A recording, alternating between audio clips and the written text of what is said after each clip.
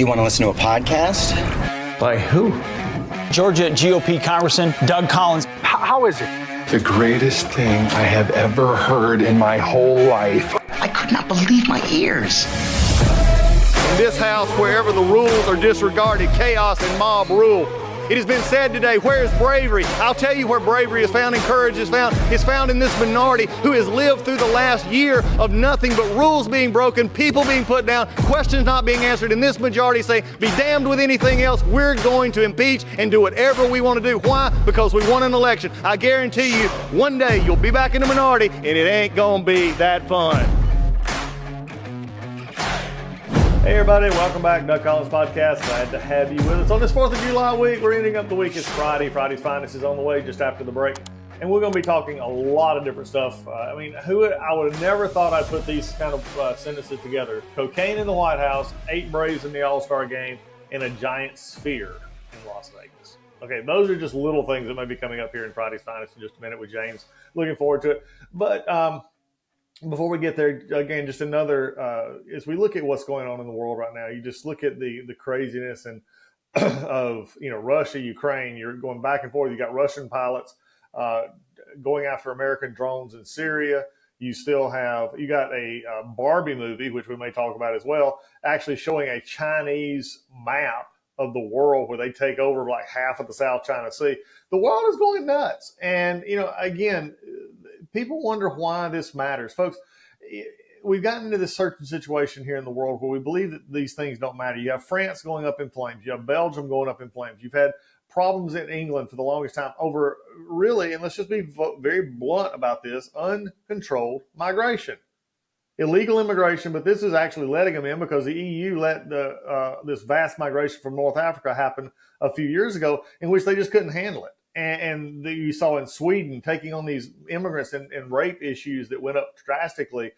You've had, Germany having issues. You now have France having issues where you have basically 2 separate countries living within inside a country. And this is something we've got, I think you need to take seriously because we're starting to see some of this here in the United States where people who come to the United States are not melding with the country itself. We're becoming identified into too many homogenous groups, and where the whole issue of America being a melting pot is going away. I mean, this 4th of July, we had Somali refugees shooting fireworks in a street at police. Okay, folks, that just shouldn't be happening. I mean, give them a choice. Go back and live in Somalia or come back and live in Minnesota. Where would you rather do? And if they would rather live in Somalia, then trip them on a plane and put them back in Somalia. Now, that may sound harsh to you, but I don't care. If you're in the middle of the street here as a guest, as a refugee that we've taken in, and you're shooting fireworks and other things into the streets and causing havoc in Minneapolis, you need to go back to Somalia. Okay? And you can argue with me all you want. That's fine. I don't care. I don't want to hear it. Because there's no justification for that. If you wanted to act that way, go back to Somalia, live your life out. We won't say a word. But if you come here, there is some understanding that you're living in a different place. We do have opportunity for everybody. We don't want to discriminate against anyone, and we want to give you hope and opportunity, but you've got to accept it, and I think you've got to be a part of that system. So, again, lots going on, but you know what? It is Friday's Finest. It's time to take a different take on the world, take a different take on everything going on, and in just a minute after the break, it's going to be James and I laying out all of the interesting stories of the week. We'll be right back.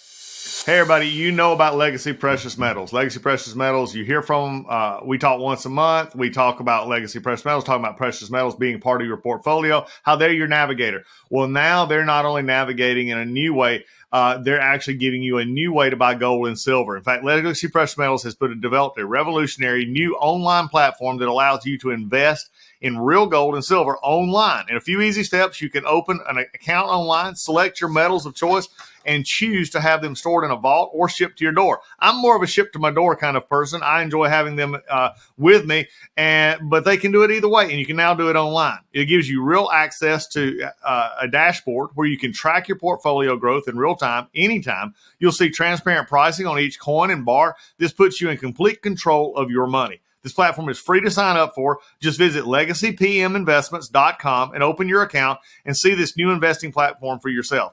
Gold hedges against inflation and is against a volatile stock market. A true diversified portfolio isn't just more stocks and bonds, but a different asset class. This platform allows you to make investments in gold and silver, no matter how small or large, with just a few clicks. Remember, do as I have done. Go to legacypminvestments.com and get started today. And now you've got a new tool to help you along in your investments. Hey folks, MyPillow is excited to bring to you their biggest bedding sale ever. For a limited time, you're going to get the Giza Dream bed sheets for as low as $29.98, a set of pillowcases for only $9.98, and rejuvenate your bed with a MyPillow mattress topper for as low as $99.99. $99.99. Get a mattress pillow topper. Look, they come in all sizes. They got all kinds of stuff. Blankets. They've got duvets. They've got quilts. They got comforters. They got body pillows. They got bolster pillows. They got all that big discounts. And also, they're extending their money-back guarantee for Christmas until March 1, 2023, making them the perfect gift for your friends, your family, and for everyone you know. Folks, and just from a personal note here, I have the Giza Dream Sheets. They're on my bed right now. I slept on them last night. Some of the best sheets that we and Lisa and I have ever owned. They are worth, at this price, they're a steal. My wife and I have bought bed sheets, linens at much higher cost. It's supposedly much higher quality.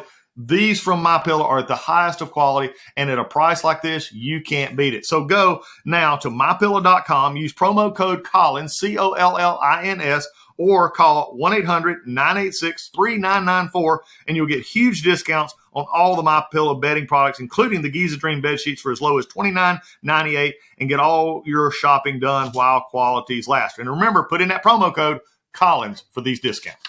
All right, James, we're back. It's Friday's Finest. James, our Texan by way of New Jersey, it is glad to be back with you on this Friday. How are we doing, James? We are fantastic. How are you? Are you still burning up in Texas? Yeah, pretty much. It's still. I still live on the surface of the sun, and is it raining? I'm not sure. If I'm going to make it, but you may have to send a search party for you. If you don't, are you getting any rain at all? No. I just take a bucket and I throw it up in the air outside to make it feel like it's happening. It probably evaporates before it hits back to the ground, though. It does. It's crazy. That's kind of typical. Yeah, it's going along the way right now. We've finally hitting the summer pattern here on the East Coast, and you're hitting the highs and humidities, and then thunderstorms pop up, and then everything else. So it's pretty wild. But we got big news to talk about this week. Zuckerberg and Elon Musk, in addition to having their knockdown drag out, whatever they're going to have supposedly in September, Zuckerberg has thrown the fight now at Twitter, bringing on the new application called Threads. Have you seen this, James? I've heard about it all day today from people. It just is a silly. I don't know what we don't. The last thing we need is more social media. I'm not sure. It's just like this is literally the last thing this country needs, or the world for that matter. Yeah, it is pretty amazing. Well, I have to say something. I am normally not a what do we call it? A early adapter. They have the early adapters, the middle adapters, late adapters. I've been at best more of a early adapter. But we're taking some time off. We're at the Southern studio now, and we're doing this, and my boys are with me. And last night, Cameron and I, since Threads was introduced yesterday, we have now opened a Threads account. So if you want to follow us on Threads, it's the same as our Instagram. Doug Collins GA is on our Threads. And go check it out. I've been looking at it throughout the day. I'm not as obsessed with it, James, as some are. It seems like a more, I don't know how to call this, a more simplified version of Twitter. It looks almost identical. If you go to it, you download it, it looks identical to Twitter. And just before we went on taping today, I have to share, there is word that Meta was hiring Twitter employees who brought with them phones and other things that they took from Twitter after they left. And guess who's getting ready to sue? Is it Elon Musk and Twitter? You got it. Ding, ding, ding, ding, ding. James wins the prize. Yep. And I don't blame him. I'm an intellectual property person. Okay. And I understand, non-competes and others that I'm not a big fan of, but intellectual property is intellectual property. And if you're working on it and that's your contract, you're with a company like Twitter and others, you just can't up and put that on your phone and take it with you. You can't just up and take a computer that's not yours and take it to another company and sell it for the highest bidder. And if they've done this, and I wouldn't put it past them. I mean, if they did, then I this would. court case. Somebody offered me the money they probably got offered. Oh, they probably did. Because again, you don't. I mean, you can't make this thing look as similar as this is. I mean, if you look at it, it's like looking at a mirror reflection of Twitter. Except you have the boost of Instagram, because you can basically take all of the ones you're following. Here's an interesting thing. All of the ones you're following on Instagram, you're now following on Threads if they actually open up an account. Yeah. I don't really – I mean, I have a million – everyone's going to do it, obviously, right? Well, yeah. They're just going to do it. But it's not going to beat Twitter. You're not going to beat something that people have been using – I mean, look, for all I know, it'll be better. I hate – all right, I don't want to say I hate Twitter. That's not the way I want to – Twitter has always been a ridiculous place to be. Instagram is just like, you know, it's kind of like, you know how you put on like a TV show for your kids so you can do some work? Yeah. That's what Instagram is, where it's like, oh, there's colors and bright videos and stuff, and then you go get lost for an hour. Yeah. Twitter is just a place for hatred. And some fun and great stuff, but it's just a place for people to write things they would never say to your face. And now you're adding that to Instagram with Threads. Well, the interesting thing, though, and I've looked at this so far, and I've scanned through it a little bit, and we're gaining followers. Like I said, if you want to be on Threads and you don't like Twitter, go to Threads, Rep Doug Collins. I mean, not Rep Doug Collins, that's my Twitter. But it's Doug Collins GA, same as my Instagram account. And we're building followers, but what I have noticed is you don't see the vitriol yet on it. You don't see the. It's coming, Doug. Don't worry. It's coming. I agree, but you haven't seen it yet. The other thing is, and I heard this from a commentator earlier today on a show that I was doing an interview on, and they basically said they were wondering if this was going to become the MS. You know, and this is my words now, the MSNBC version of Twitter.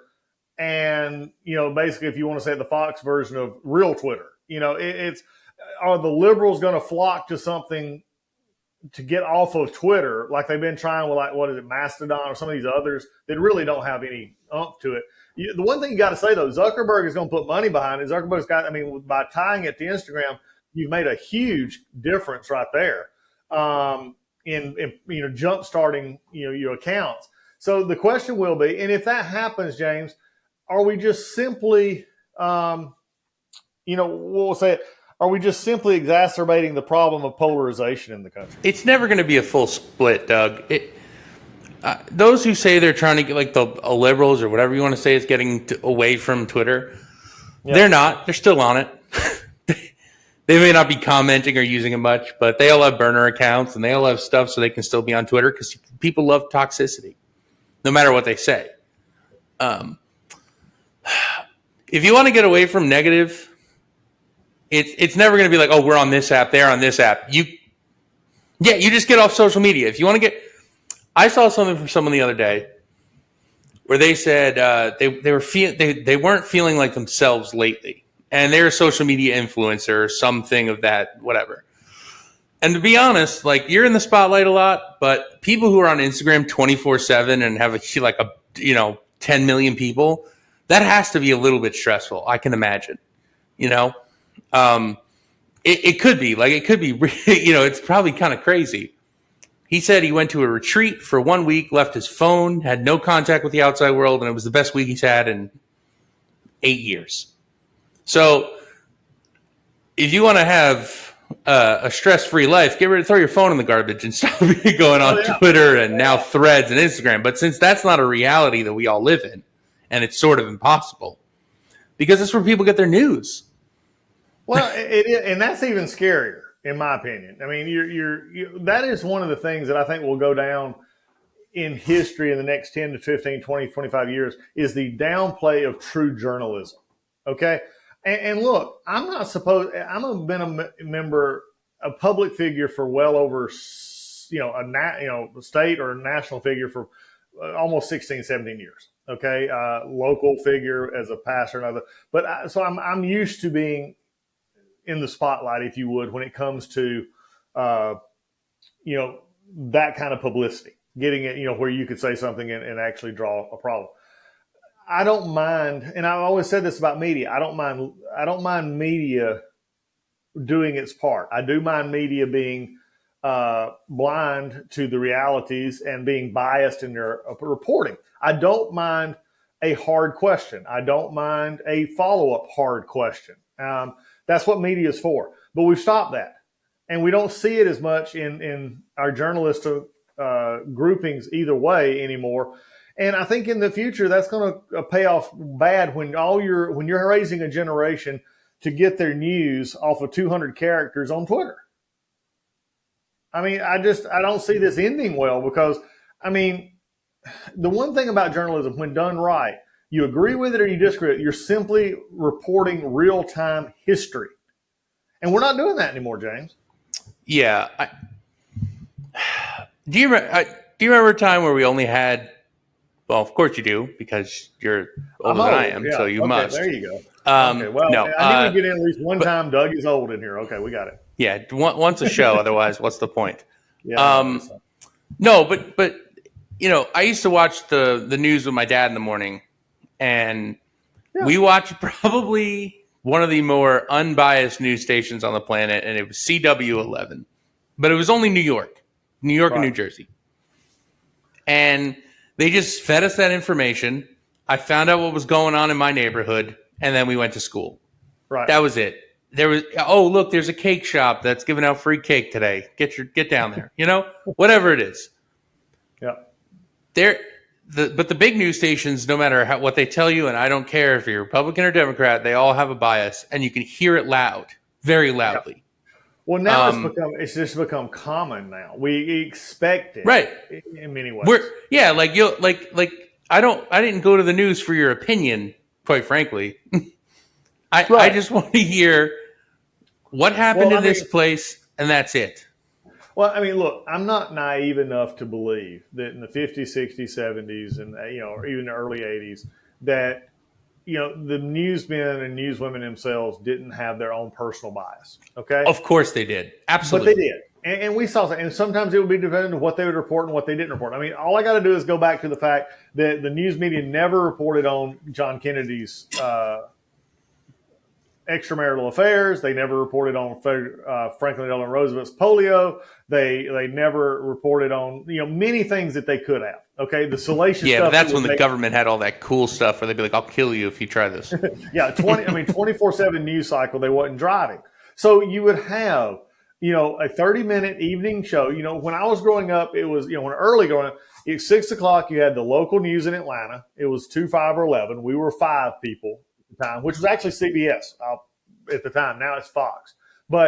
And then after that, you had the nightly news, and you had, this is Walter Cronkite. That's the way it is. I mean, you heard it every night. It was there. It was Tuesday, January the 6th, and that's the way it is. Again, in 30 minutes, you had the main national headlines, international headlines. You had a couple of interesting stories, maybe an investigative reporter. You had a feel-good story, and you were out. 30 minutes, okay? It touched all the big basics, and also at the same time, though, you had papers, actual physical papers. I know this for you elder millennials, you may remember this. You young millennials have no clue to what this is, and you Gen Zs are completely clueless to what that is. But you had papers who actually reported on local events. They went to the school boards. They went to the county commissions. They went to the neighborhood watch meetings. They went, and then you had the New York Times, Washington Post, Atlanta Journal, and the Atlanta Constitution. Whether you agreed with their editorial writings or not, the stories were there that told the stories of what was going on in the world. You don't have that anymore. And, we can gripe about it and complain about it, and I'm going to, but folks, I just believe that there is a dearth of life in which if you don't have good journalism, if you don't have the watch, if you would, over government and over for those of you who don't care if you don't have a local hometown paper anymore, then I have a question for you. When's the last time you went to your school board meeting? When's the last time you went to your county commission meeting? When's the last time you went to a zoning meeting that didn't involve your property?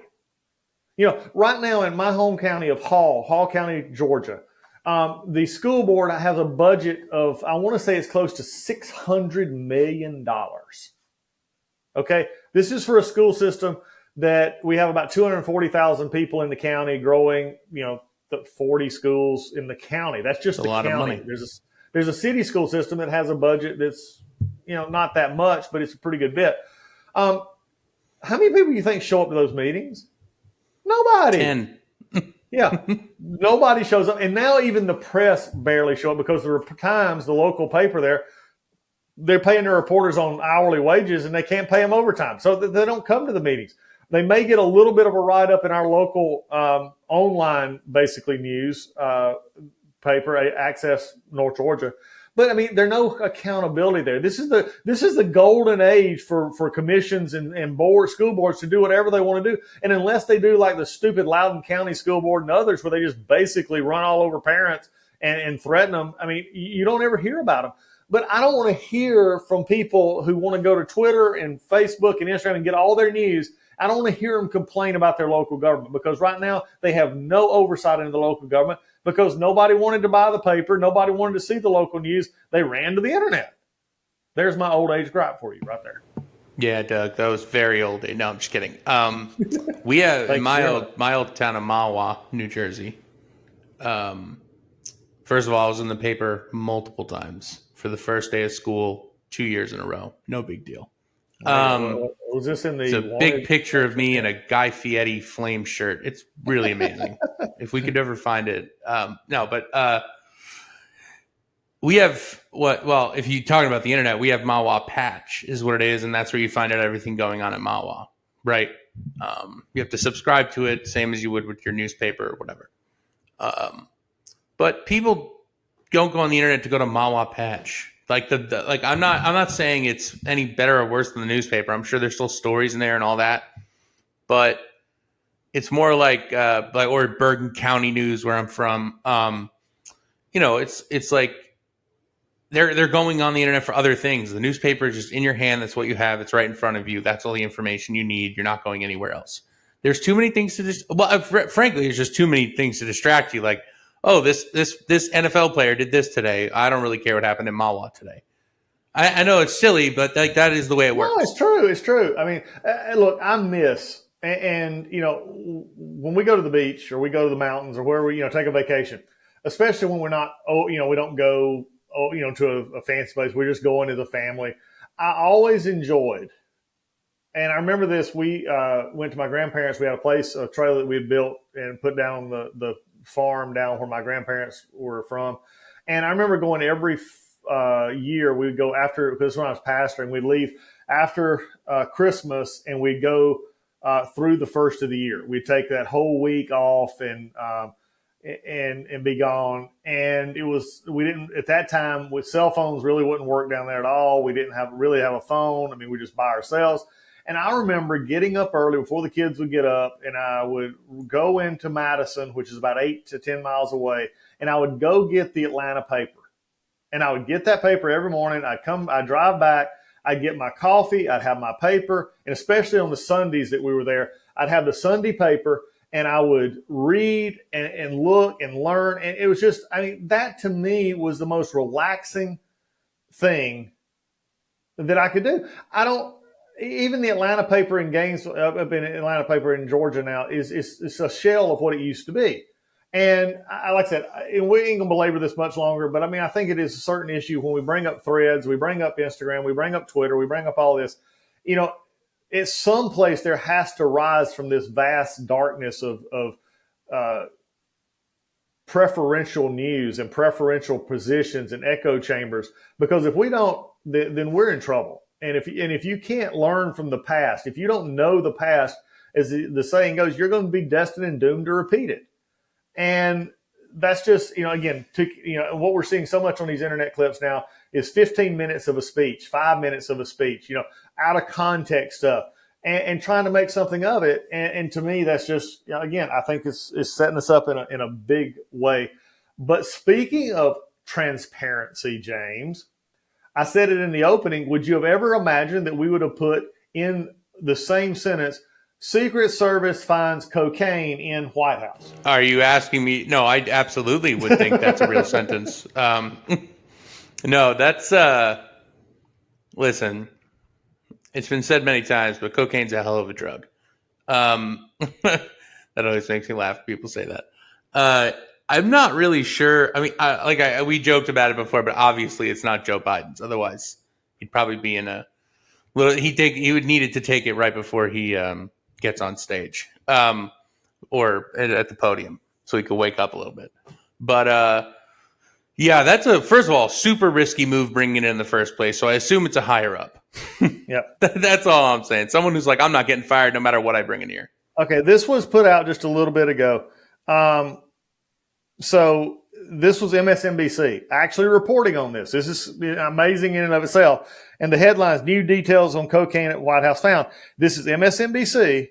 Investigators now claim cocaine was found in a much more secure place down near the Situation Room. Average people just can't go there. Okay. This is only Wolf Blitzer. Well, yeah, CNN and this is on, what's her name? The MSNBC reports. Just forgot her name. Andrea Mitchell. This was on Twitter, and it was retweeted by Charlie Kirk and some others here. But when you're starting to have this report, and James, I've been on social media. I've tweeted out this that if the Secret Service says they can't figure out who did this, then we need to have a serious overhaul about what we're doing to protect the White House. Because if this is in the West Wing and anywhere close, to that area where the president's at, I've been in there many times. There are cameras everywhere. There are Secret Service everywhere. There are people everywhere. There's facial recognition. They get everybody's name and ID. They know who's in that building at all times. And so it's just a higher up, and they're trying to cover it up. That's got to be it. I'm sorry. That is why now. Yeah, I mean, you've hit it. That's why they're actually dealing with this. And you have the White House. I mean, yesterday, Joe Biden was asked about the cocaine in the White House. He looked at him like he was, I hate to use the word stoned, but he looks like he was just out of it. He said, like, I don't even have a clue to what you're talking about. And this is the problem, that people are losing faith and confidence in our institutions when the obvious effects of stuff like Hunter Biden and everything else. This kind of stuff is just very, very frustrating, because people don't walk three ducks in front of me and tell me they're cats. Okay. They're ducks, and they're just trying to lie about it. It's sad. It's, I guess here's the thing. Who's the person who leaked it who found it in the first place, right? Like, somebody found it and said something. What's the point of that? I'm not trying to belittle the idea that somebody is in the White House is on coke or something. What it is.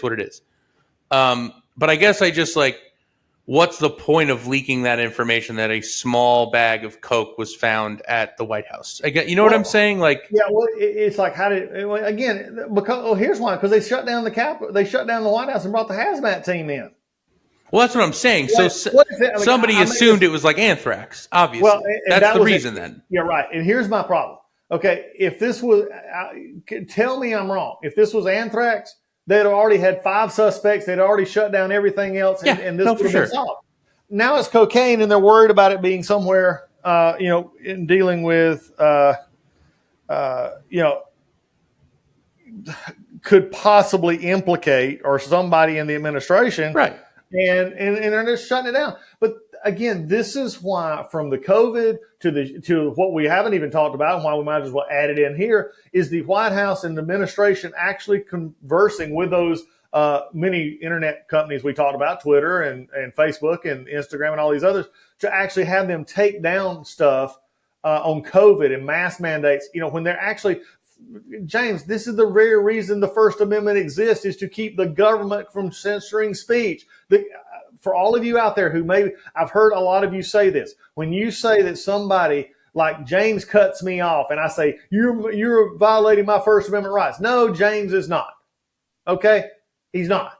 Unless James works for the federal government, which he doesn't, or he works for the state government, in which he doesn't, then he's not acting under the color of law to force you to change your speech. He is acting as one individual to another, telling you basically, shut up, I don't listen to you.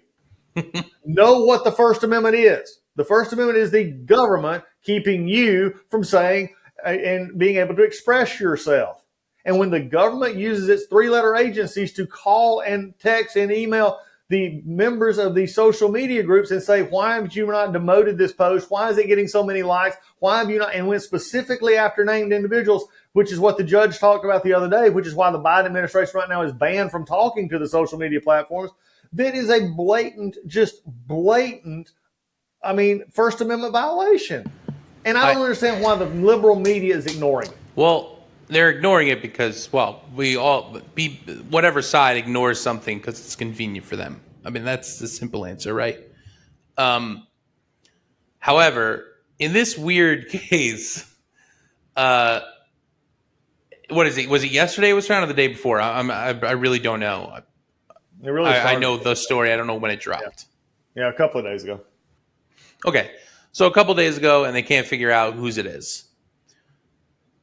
And we're going to ask a million questions, and they're going to be like, it's fine. Just move on. They're going to figure out another story to tell us to move on and whatever.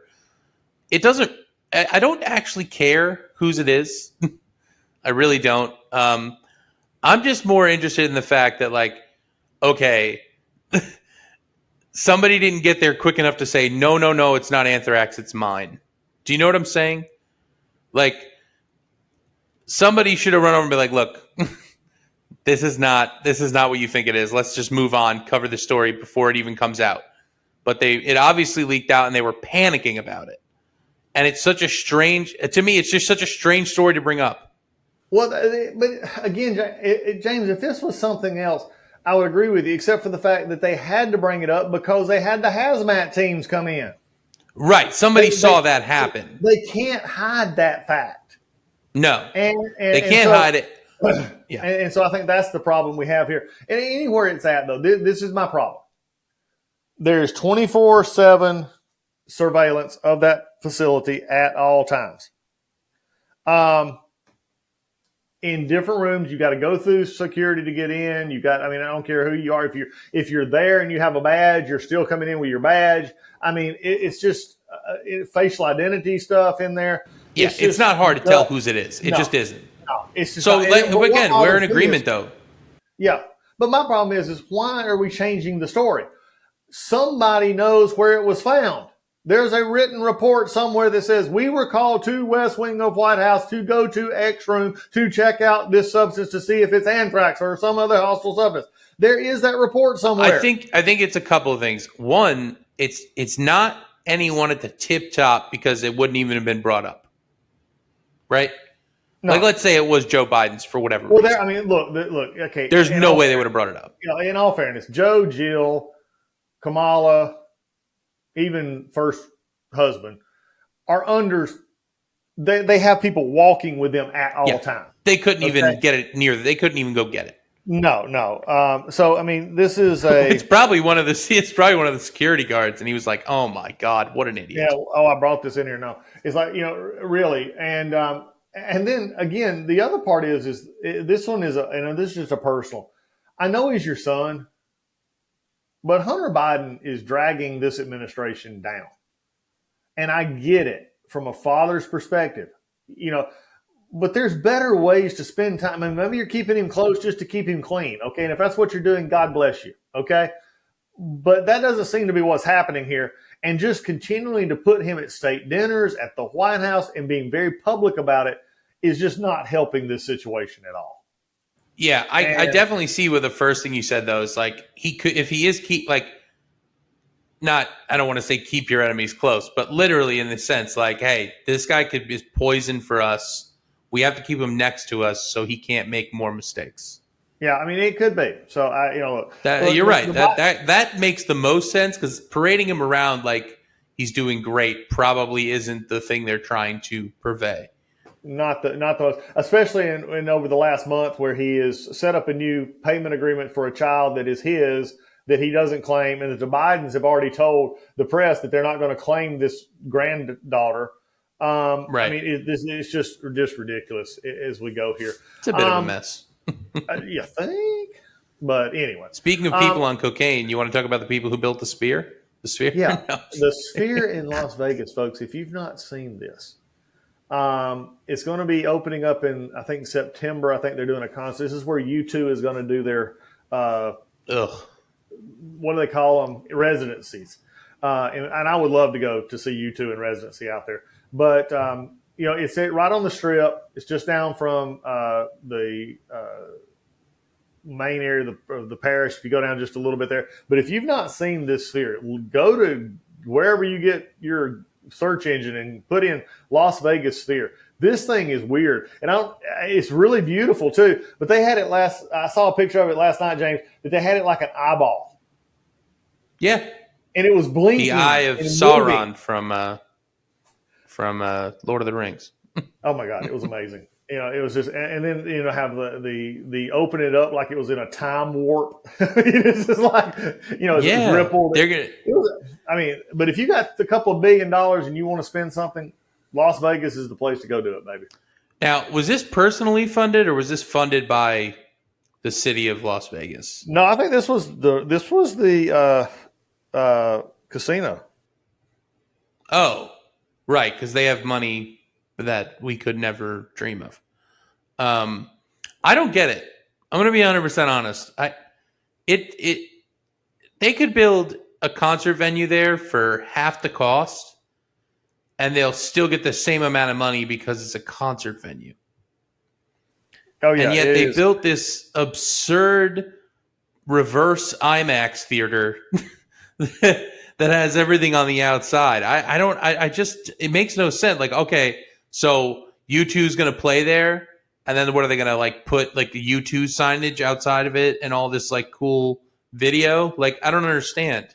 Yeah, the MSG Sphere won't open for another 3 months, as we said. U2 christens the entertainment video with a series of concerts, but anticipation is growing. Listen to this. It's 366 feet tall, 516 feet wide, largest spherical structure in the world. Bowl-shaped theater reportedly contains the world's largest high-resolution wraparound LED screens. Its exterior is fitted with 1.2 million hockey puck-sized LEDs that can be programmed to flash dynamic imagery on a massive scale. Again, reportedly the world's largest. It was fully illuminated for the first time Tuesday night to celebrate the 4th of July. It's not easy to move the needle in a city that boasts the Bellagio dancing fountains, the half-scale replica of the Eiffel Tower, and the second tallest observation tower in the Western Hemisphere, and a beam of light that can be seen for hundreds of miles. But the Sphere is just, people are going nuts about this thing. It's got 18,000-seat arena. The Sphere was designed by a global architectural firm. Construction cost, inflated by pandemic, was $2.3 billion. 18,000 people can sit in the arena underneath it. Sits one block east of the fabled Las Vegas Strip and will be connected by a walkway to the Venetian. This has disaster written all over it. I don't know why. I see this being the biggest waste of money of all time. I love 160,000 speakers. If they wanted to shut the Strip down, they could just turn off all the lights and start blaring music. Yeah, I don't. You know what? It's Las Vegas, and it's perfect for where it is. And I remember when I was in Vegas a couple years ago, it was right before the opening of the Raiders Stadium. Yep. And I got to see the stadium itself on the drive there. Oh, yeah. And that alone was fascinating, that giant black porcelain toilet bowl. But now seeing this, I'm sure it's going to be even crazier when you're driving by and whatever they're putting on it. They should just have a outdoor movie night every week. Oh, they could. Well, what's going to be really wild is flying to Vegas at night. Oh, yeah. That's going to be mind-boggling. That would be killer. All right, moving on before we end up here on Friday's Finest, a couple of things we always have to touch on is my Braves and the 8 Braves going to the All-Star game next week in Seattle. Thank you very much. This feels personal, Doug. Why don't you take it somewhere else, huh? And then you have the poor Angels who have fell off the map because now Mike Trout's injured. Ohtani's got the blister right now. Yeah, he's got a blister and hasn't hit in 3 games.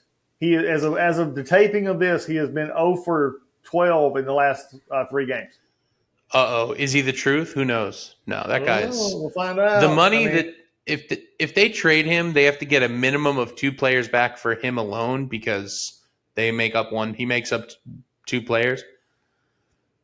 I don't know what kind of money he's going to get, but I really imagine we're going to sit here and be like, oh, okay, well now it's just a new era. Oh yeah, I agree. Speaking also though of Las Vegas, since we seem to be loving the Vegas today, and this goes back to your love of NBA. The new first pick of the draft by the San Antonio Spurs. He actually, I think he starts playing his first time tomorrow. How do you pronounce his last name? Victor Wembanyama. Wembanyama. Well, Victor is already popular among the starstruck in Vegas, including stars themselves.